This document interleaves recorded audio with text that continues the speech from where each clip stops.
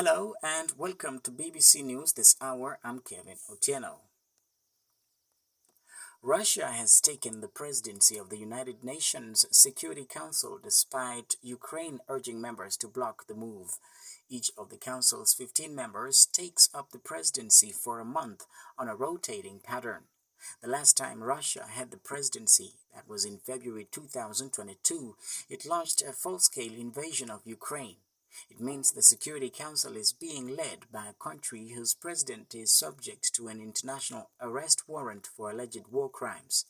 The International Criminal Court, which is not a UN institution, issued the warrant for Vladimir Putin last month. Despite Ukraine's complaints, the United States said it could not block Russia, a permanent council member, from assuming the presidency. Other permanent members of the United Nations Security Council are the UK, the US, France, and China. Pope Francis has joked that he is still alive as he left hospital in Rome after a 3-day stay. He was admitted to Gemelli Hospital midweek with breathing difficulties and later diagnosed with bronchitis.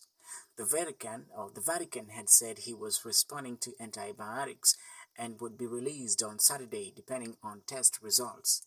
And he said, and we quote him saying, "I wasn't frightened. I'm still alive." The 86-year-old pontiff told reporters and tearful well-wishers outside the hospital before being driven away. He was seen smiling and waving from the car before getting out to speak to a crowd. He then headed for the Vatican. You're listening to the latest BBC News.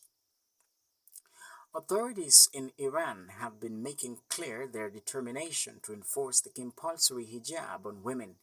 It comes after months of protests demanding an end to the restriction. A hardline Iranian MP has issued an ultimatum to the judiciary to come up with measures to put a stop to women flouting the rules on headscarves within the next 48 hours.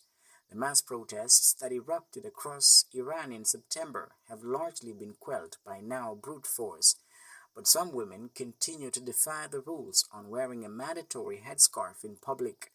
Videos and pictures posted online show the upswell of frustration and anger with the restrictions is still a potent force in Iranian society.